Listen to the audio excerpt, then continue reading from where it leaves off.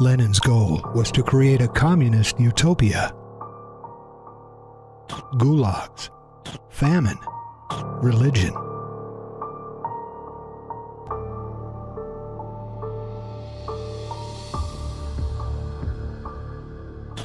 Education.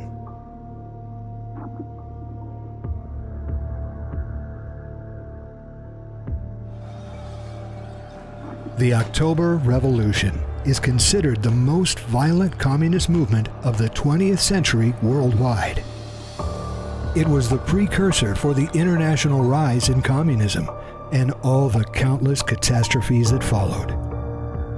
Today, we'll go back in time and take a look at the history leading up to communism's inception. But it wouldn't be Edge of Wonder if we didn't tie it all together to the Illuma donkey. Episode 4, The Russian Red Revolution.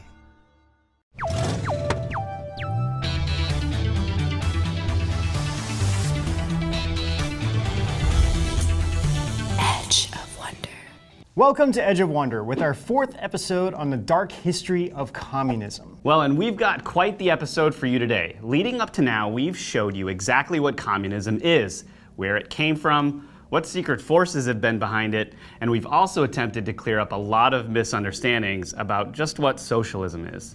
Today we're going to talk to you about one of the worst examples when communism gets implemented, Russia. We'll share with you stats and facts and even the strategies of how it all works. We'll also share with you some of the necessary history leading up to communism's inception and try to hit on some of the strange occurrences that you probably won't hear anywhere else. So, without further ado, much like during the French Revolution, it was a time of turmoil for Russia at the start of the 20th century. Russia and Japan were at war, which severely impacted every aspect of life for the Russian people. Many people started to demand reform over their discontent of Russia's political system, and in 1905, more than 110,000 workers in St. Petersburg, the Russian capital at the time, went on strike. They soon formed a peaceful demonstration led by Father George Gapon to appeal to Tsar Nicholas II for improved working conditions and other complaints and desired reforms. What happened next was known in history as the first, or one of the first, Bloody Sundays. There were others called Bloody Sunday in Ireland, but this was before that. What took place was the chief of the security of police, who also happened to be Tsar Nicholas's uncle, Grand Duke Vladimir, gave the order to his troops to fire upon the demonstrators. More than 200 protesters were killed and over 500 were injured from the attack.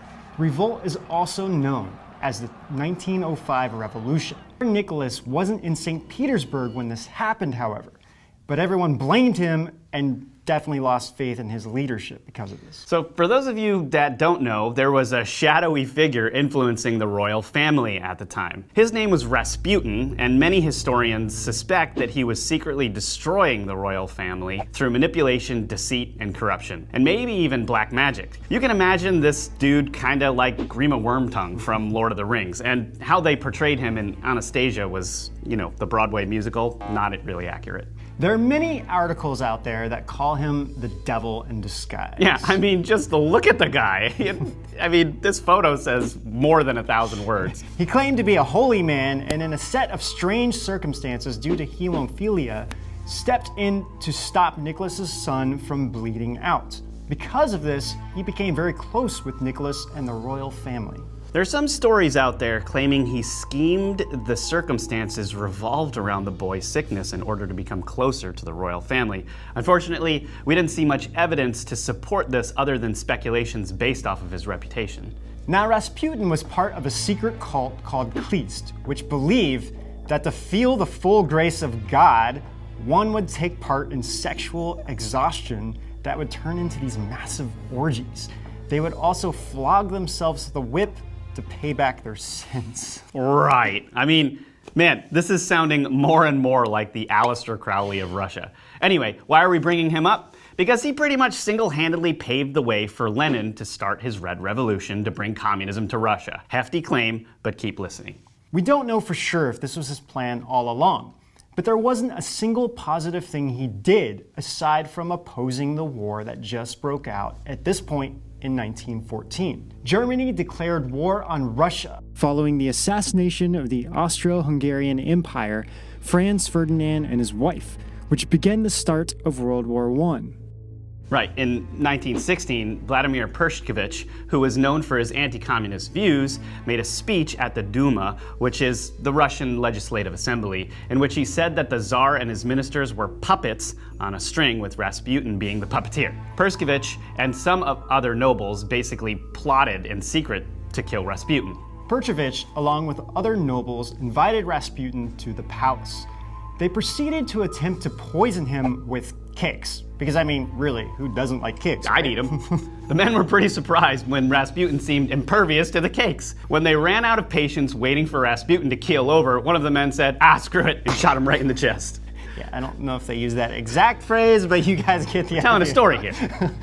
But get this, instead of dying, Rasputin leapt up like a wild-ranging gorilla and went straight after the guy who shot him in a violent fury. Well, apparently the magic lucky charms that Rasputin must have eaten that morning finally wore off, and when the fight continued outside, it finally concluded by Pershkovich shooting Rasputin in the head, and that ends the life and the times of the wild gorilla magician that was Rasputin. But this effect had already had a huge impact, and unfortunately, instead of things getting better for Russia, it only got worse. Yeah, the Russian army lost all faith in Nicholas, and the military leaders agreed to support the Duma if it took control over the country from the Tsar. And let's conclude this part with an important question. Why is it that every point in this series we've come across shady men involved in these occult practices, and they always seem to be paving the way for communism? But let's get into the rest of this massive story. It wouldn't be right if we didn't backtrack for a moment and talk about one of the most devious individuals in recent history, Vladimir Lenin. Lenin was born in 1870 and was exceptional in school. He finished first in his class and was a very diligent reader. After his father died of a brain hemorrhage, Lenin started to become troubled, and when his brother was arrested and executed for plotting to assassinate Tsar Alexander III, it sent him over the edge. You know, psychopathic family stuff.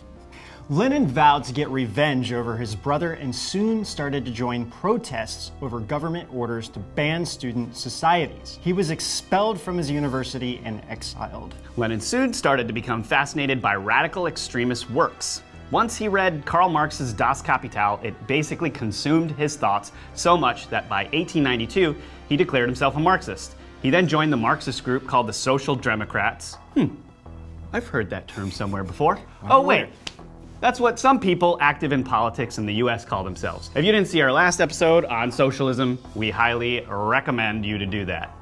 Influenced by all of these things, in 1895, Lenin went to St. Petersburg with the goal to start a revolution. However, he was arrested and charged with sedition and was exiled to Siberia for 3 years. Coming back to 1914, World War I just broke out and Lenin went into exile once again. But before he left, he already started his Bolsheviks to prepare for a massive revolution with Joseph Stalin being third in command after Grigory Zinoviev. Around this time, the European workers' movement established itself, taking root in communism ideology and using slogans such as "liberate humanity" and "abolish social classes." The European workers' movement established itself rapidly based on Lenin's ideology. Lenin even said, "The services rendered by Marx and Engels to the working class may be expressed in a few words, thus: they taught the working class to know itself and be conscious of itself, and they substituted science for dreams." People shouldn't be allowed to think outside of their controlled commie thinking, apparently, so dreams were out. By now, there were already close to 30 global socialist organizations and countless more trade unions and cooperatives. It also had more than 10 million union members and more than 7 million cooperative members total. Historian Eric Hobsbawm wrote in his book on How to Change the World, Reflections on Marx and Marxism, "In these European countries, virtually all social thought, whether or not politically motivated, like the socialist movement or labor movement, are visibly influenced by Marx." So why are we bringing up Lenin? He was a Marxist, and his strategy based off of Marx revolved around revolution. Lenin knew that to maintain power and eventually destroy classes and every kind of thing civilization had to offer, he had to keep the revolution going by any means. Lenin said, "A lie told enough becomes the truth." Revolution is a word that keeps getting passed around in this series. Lenin's role was to solidify these concepts and push them through lies and deceit, forced agitation. He also saw the importance of educating children and maintaining control. He said, "Give me 4 years to teach the children, and the seed I have sown will never be uprooted. Give me just 1 generation of youth, and I'll transform the whole world." and his revolutions did lead to something. They led to Stalin eventually taking over, but we'll be getting to that soon.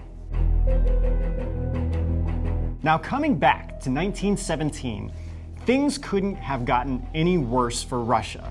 Hundreds of thousands of people were on strike, food shortages was a major issue, poor living conditions, and Russia's economy was badly hit due to participation in the war. Millions of people started to protest, and Nicholas II ordered his troops to stop the protesters and keep them off the streets. Over 40 people were killed, which only enraged the people even more.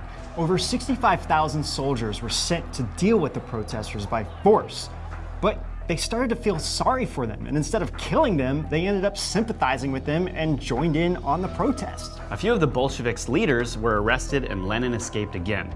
So you might be wondering how Lenin came back to Russia. Well, what is interesting is that in 2007, the German magazine Der Spiegel revealed a secret that was kept for over 90 years. It said that while Kaiser Wilhelm II, who regarded Russia as a grave threat, realized that Lenin could bring disaster to Germany. So he allowed Lenin to travel through Germany to Sweden, then Finland, and eventually back to Russia. William II also provided money and munitions to Lenin and had received 2.6 million marks from Germany. So Lenin secretly traveled in a sealed train and soon arrived back in St. Petersburg, which by this time was changed to Petrograd. Winston Churchill had this to say about Germany's role in Lenin's return. They used the most lethal weapon in Russia. They shipped Lenin back in a tightly sealed truck, as if shipping a type of plague virus to Russia. Now, we aren't clear on Churchill's role either. However, this is a very wise comment no matter how you look at it. But according to Fritz Springmeier, Churchill was secretly playing on both sides. Right before the October Revolution, the Bolsheviks were released from prison, and Leon Trotsky became the leader of the Petrograd Soviet and established a military revolutionary committee. This is where they called for the Bolshevik Revolution. By this time, they had over 200,000 members, and by taking advantage of the situation, Lenin led the coup, and the Red Guards stormed around the city and started to occupy buildings. Lenin declared the Constituent Assembly an enemy of the people and formed the first Soviet government, with Lenin, Stalin, and Trotsky all placed in charge of each government branch. Soon, Lenin used the Red Army to take complete control of the banks. The next year, in 1918, Lenin changed the name of the Bolsheviks Party to the Russian Communist Party. Thus, Russia officially became a communist country, followed by a Red Terror that haunted the country for decades to come. The October Revolution is considered the most violent communist movement throughout the world in the 20th century. It was the precursor for the international rise in communism and all the countless catastrophes that followed, which is why we're mentioning it now. However, an opposition already started to form by a force known as the White Army, led by Admiral Alexander Kolchak. And Russia became engulfed in a civil war that lasted till about 1922. Lenin didn't spare anyone who opposed him. He regarded the protesters as a plague and had them slaughtered day or night by his Red Army. The streets were full of blood and the bodies of demonstrators everywhere, and those who lived were all arrested. In the summer of 1918, Russia was facing a massive food shortage due to the ongoing civil war. Lenin sent Stalin to Tsaritsyn to seize the grain from the Volga Basin, the breadbasket of Russia. According to the Epoch Times book, How the Specter of Communism is Ruling Our World, Lenin sent a telegram to suppress the uprising, which said, 1. Hang and make sure that the hanging takes place in a full view of the people. No fewer than 100 known landlords, rich men, bloodsuckers. 2. Publish their names. 3. Seize all their grain from them. 4. Designate hostages in accordance with yesterday's telegram. Do it in such a fashion that for hundreds of kilometers around, the people might see, tremble, know, shout. They were leading the Red Revolution with violence, fear, and destruction. Over 100,000 peasants, farmers, and even local police took part in a battle with the Red Army. But the Soviet regime used chemical weapons combined with fire that burned all across the region, rendering the land a wasteland and killing or capturing most of the Tambov rebellion. In a world where free information is censored and mainstream media takes control. What does it take for us to hear the truth? And what happens when you go against corporate giants like YouTube? And now that the Edge of Wonder channel has been deleted off of YouTube, where do you go? Will you just accept the mainstream narrative, or will you do what it takes to make sure the flag bearers of truth live on? Subscribe to edgeofwonder.tv, a totally independent streaming platform with all the latest information without any of the mainstream media bias. Your subscription ensures that we can keep our red-pilling content going. With edgeofwonder.tv, you get the latest breaking news, totally original, uncensored content in an ad-free experience powered by you. Access to influential content creators, new drops almost every day, exclusive edgeofwonder.tv series, interviews with all the biggest names. Plus, you get all our awesome live weekly shows you're used to, all for the cost of just 2 lattes a month. From mysterious occurrences and weird news to in-depth investigations and current affairs on edgeofwonder.tv, there's surely something for everyone.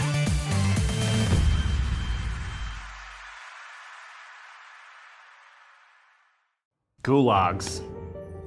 To make sure everyone feared the new Communist Party of the Soviet Union, Lenin ordered the establishment of the first concentration camps, the Gulags, which were literally hell on earth. They were also the horrid inspiration to Hitler's Gestapo death camps and the Chinese Communist Party's 610 office, which are known for its brutal torture, slave labor, and even organ harvesting of living prisoners. The amount of people imprisoned in the gulags became so monstrous that by the time of Stalin's death, there were over 30,000 individual camps all across the nation. Think about that for a second. 30,000 individual camps. They used them to incarcerate, torture, and slaughter those who refused to obey the new Soviet leadership. You have to remember that Lenin's goal was to create a communist utopia. And just like the deep state, he looked at everyone else as useless idiots, in which Hitler changed to useless eaters. Marx was born from the Illuminati, and Lenin was carrying out the plan with the goal to eliminate any of the population who wouldn't go along with this plan. Also, if you remember from our Deep State series, the Illuminati believes that the world has too many people, and that to have this communist utopia, more than 70% of the population needs to be killed off.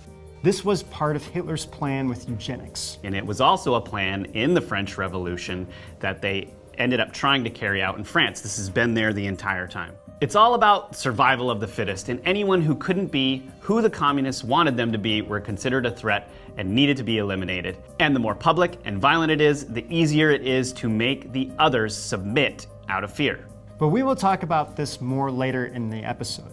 Now, getting back to the gulags, those in prison were severely malnourished. They would barely even have clothes, even though most of the labor was done in the heart of the Russian winter, and be forced to perform heavy labor for 12 to 16 hours a day. Entire families would be imprisoned together, and even the elderly were forced to perform the labor work.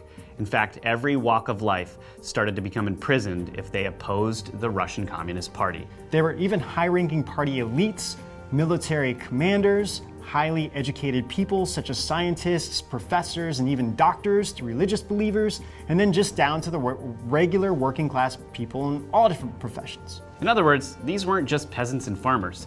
These were anyone that opposed the new communist regime. According to the Russian state media RT, over 15 million people were sent to the Gulag system, with over 1.5 million deaths being reported.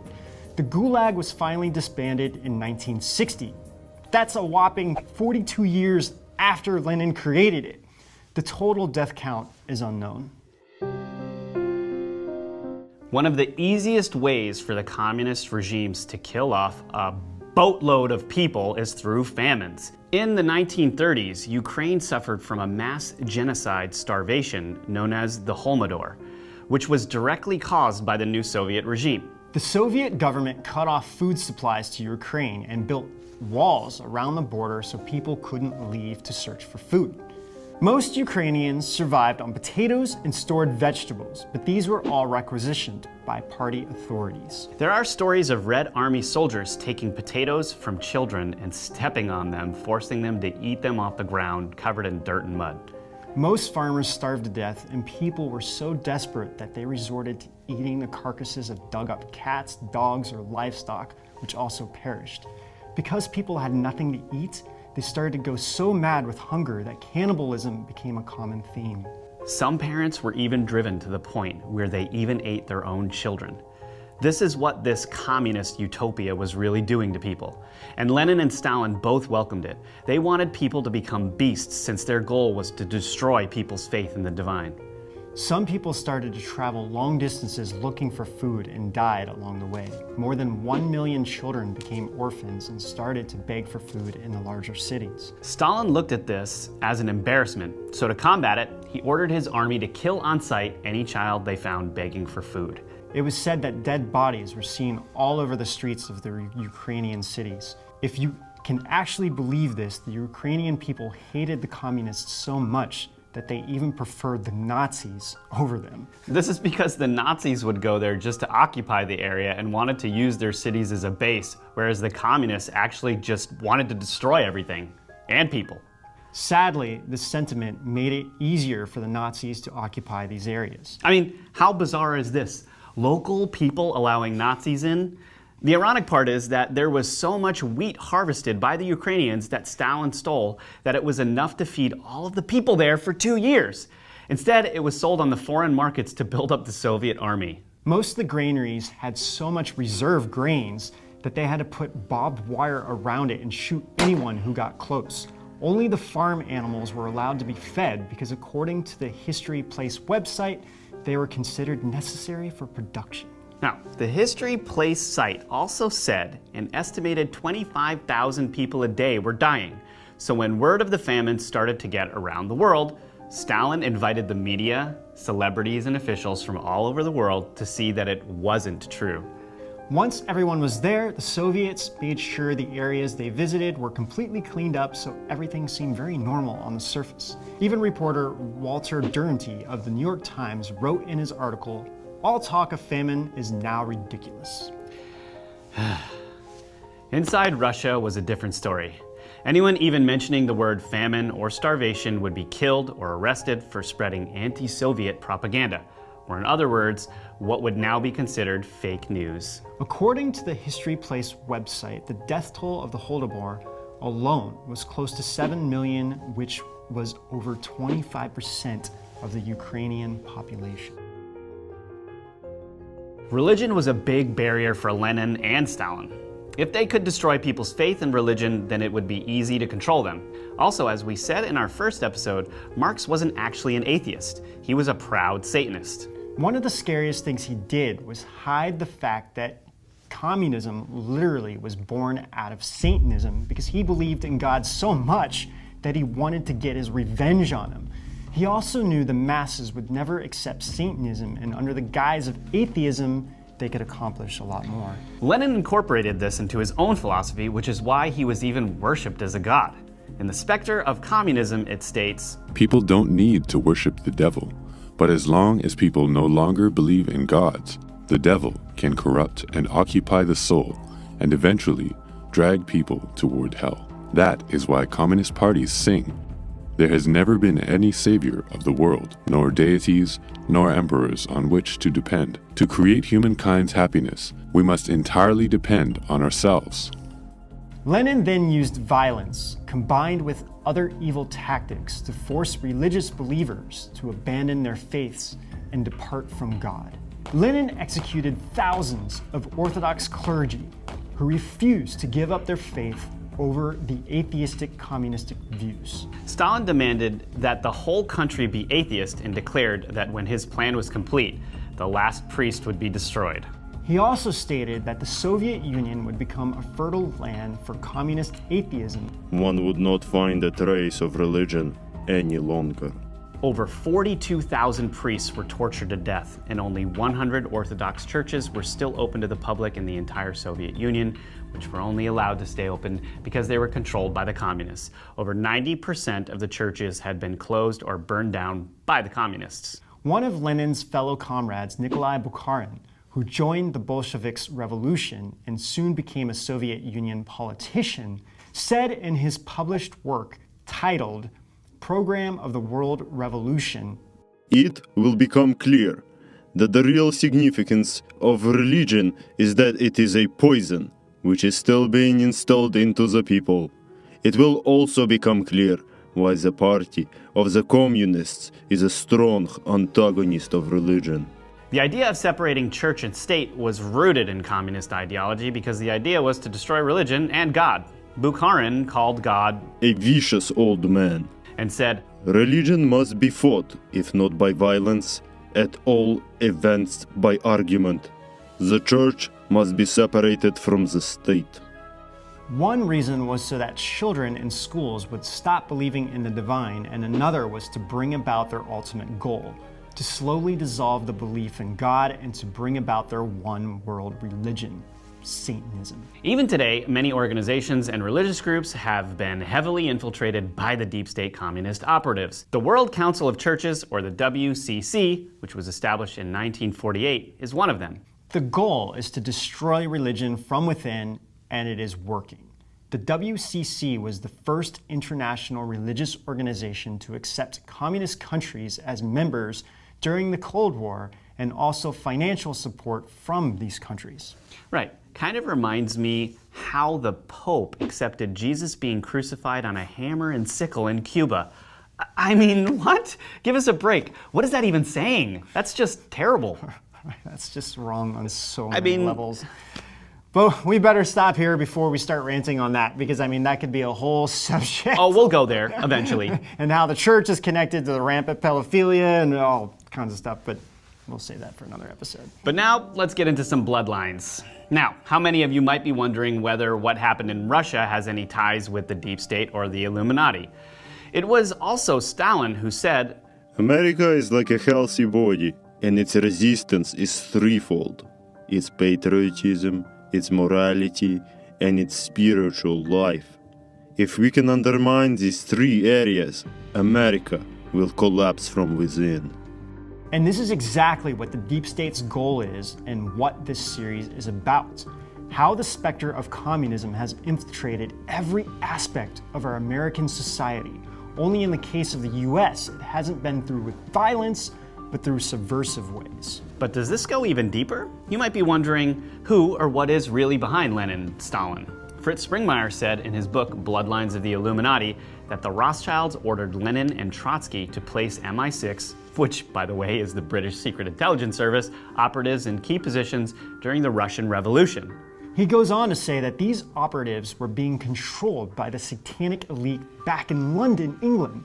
And since Lenin was able to establish the central bank in Russia, this allowed the Rothschilds to get a foothold for their international banking system. Now again, this is only what we're finding. We definitely suggest you do your research on your own, but according to Fritz, Max Warburg, a German Jewish banker, funded Lenin and his revolutionaries. Jacob Schiff, an American Jewish banker, gave a known $20 million to Lenin. And the biggest surprise yet, that J.P. Morgan helped finance the Bolshevik Revolution with Alfred de Rothschild's. J.P. Morgan's name keeps popping up all around. Sure does. Okay. Also, Fritz mentioned that Stalin was a Freemason who was also secretly a devoted Satanist. He does mention that Stalin was somewhat independent, but basically fulfilled what was expected of him. Fritz also mentions that Hitler was actually the product of a secret breeding program within the Rothschilds' bloodline, who was raised by Ashkenazi Jews. He states that from his birth, they already groomed him for who he was going to be. It's kind of weird that the word Nazi is in it. I mean, what gives with that word? I don't know. Fritz also mentioned that Hitler had illegitimate children with women, in which some believe are alive and very well active in German politics today. But this would all be for a completely different episode, and most of you patriots and aeons out there already know who we are referring to. Now, what is known for sure, and it's even talked about in the Epoch Times Spectre of Communism, is how the Soviet spies were very active within the American government with the sole purpose to destroy our country from within. Dr. Fred Schwartz, a pioneer of American anti-communist thought, said in 1961, Any attempt to judge the influence of communists by their numbers is like trying to determine the validity of the hull of a boat by relating the area of the holes to the area which is sound. One hole can sink the ship. Communism is the theory of the disciplined few controlling and directing the rest. One person in a sensitive position can control and manipulate thousands of others. This actually led Senator Joseph McCarthy to lead his anti-communist efforts. However, according to Fritz, he was becoming a thorn to the Illuminati side, and the people secretly working for them hid or obscured the facts from the public, which made him look paranoid, and eventually they had him killed. in the 1990s, the US finally declassified files from the Venona project.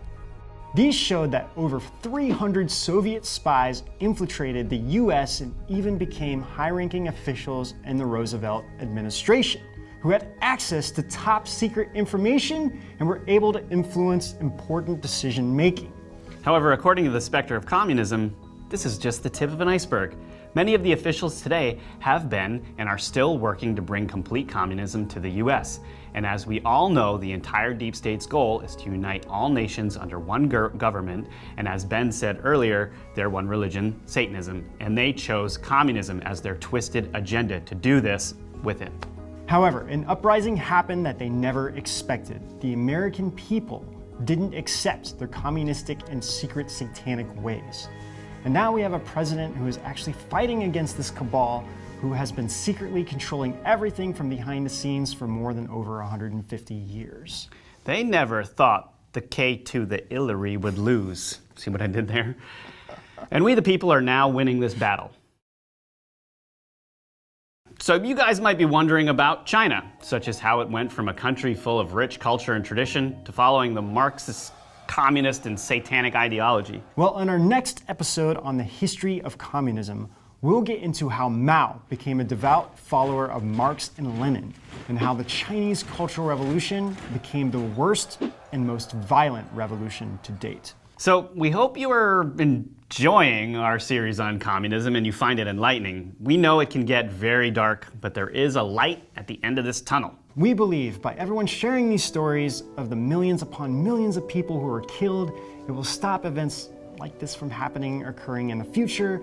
Slowly things are changing, and really the evil elements in the deep state are kind of too weak now to ever concoct something like this ever again. People are waking up and starting to accept the true history of what took place and not the downplayed propaganda of what was told to us in mainstream society. So with that, there is a hope and light through all of this darkness, and we are all the ones changing the world around us. So please share this series with your friends and families to help them learn of the real truth of socialism and communism and how it's part of the satanic cult. And with that, we will end with a famous quote from former President Ronald Reagan. How do you tell a communist? Well, it's someone who read Marx and Lenin. And how do you tell an anti-communist? It's someone who understands Marx and Lenin.